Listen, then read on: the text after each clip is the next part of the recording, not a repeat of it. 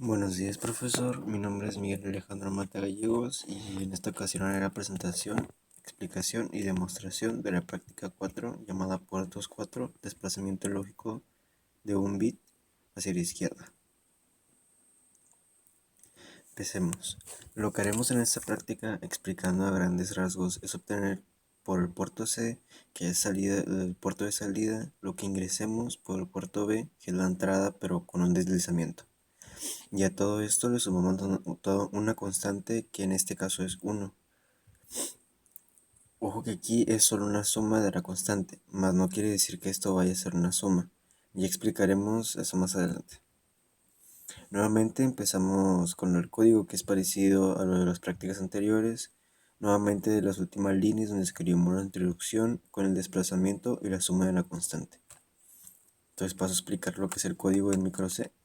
Empezamos con bot main otra vez. Lo primero que tenemos que es que en todo código la función bot main, la cual representa el punto de inicio de ejecución del código. Esta función es esencial en todo código para que el programa responda y haga su trabajo. Seguimos con Ansel y Angel. Estos registros configuran los pines ya sea como digitales o analógicos. En este caso configuramos como digitales por propósitos de la práctica. Ya sabemos que con 0 lógico los configuramos como digitales y con 1 lógico como analógicos. Pasamos con lo que es el port B y el port C.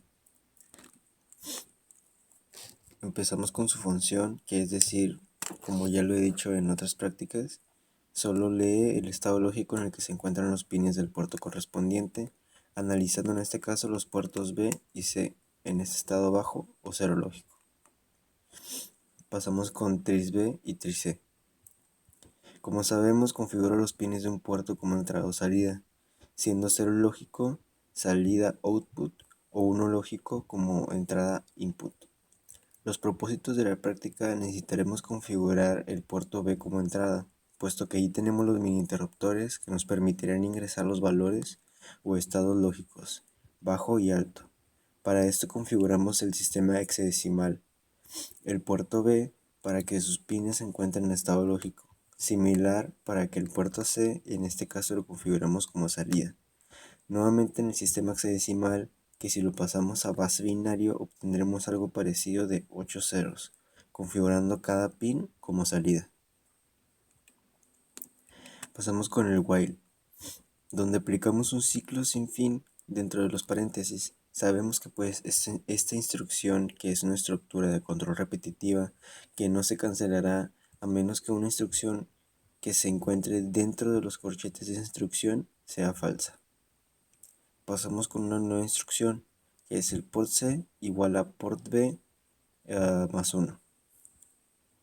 Esta instrucción es lo más importante de nuestro código de esta práctica. Tenemos en el comentario que efectuamos un desplazamiento hacia la izquierda, es decir, Shift Left. Veamos la instrucción a detalle por el puerto C, obtendremos el resultado final que le ingresemos por el puerto B. Y ahora, a lo que le ingresemos en el puerto B, le agregaremos un salto o un desplazamiento hacia la izquierda.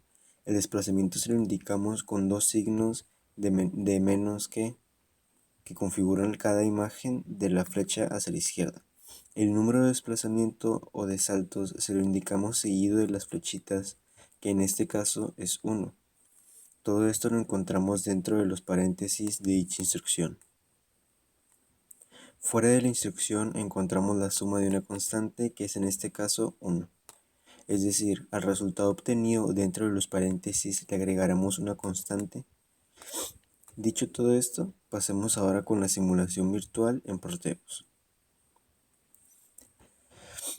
Aquí en nuestro circuito hacemos uso de los siguientes componentes electrónicos: un MCU PIC 16F887, un set de 8 LEDs conectado a 8 resistencias de 330 ohms cada una y 8 mini interruptores.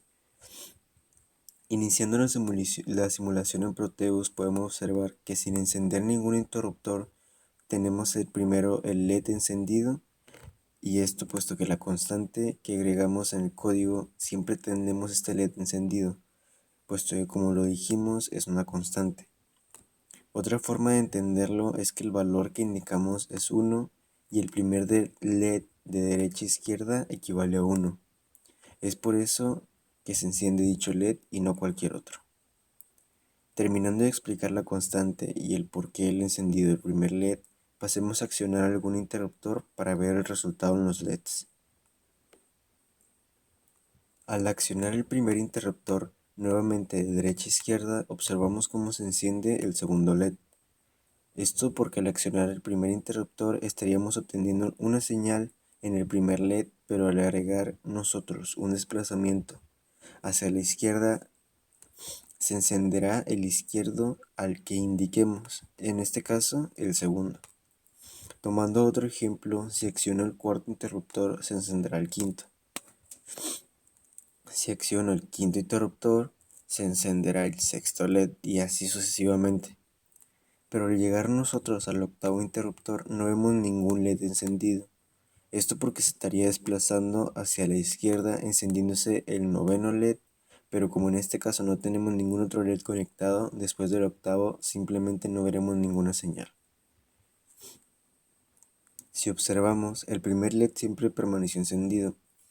Esto por ser la constante y nunca se modificó porque ningún interruptor lo acciona, es decir, si no fuese por la constante, este LED simplemente permanecería apagado. Otra cosa importante mencionar es que en ningún momento el resultado obtenido en los LEDs es el resultado de una suma agregada por los interruptores. Es más, la suma aquí no tiene cavidad. Podemos ir al código en microC y modificar el número de saltos, modificar la suma de constante o hasta cambiar de dirección del desplazamiento del bit. El cambio de desplazamiento del bit hacia la izquierda se hace con el signo de mayor que. Pasaría lo mismo que con el desplazamiento hacia la izquierda, pero en este caso hacia la derecha. Es decir, si enciendo el segundo interruptor, se encenderá el primer LED, pero si dejamos la constante, se encenderá el segundo LED, puesto que en el primer LED estaría ocupado. Pero si accionamos el cuarto LED, se encenderá el tercer LED. Si accionamos el tercer interruptor, se accionará el segundo LED y así sucesivamente de nuevo. Entonces, espero que se haya entendido lo que es la práctica 4 del Portos 4 y espero que tenga un buen día. Gracias.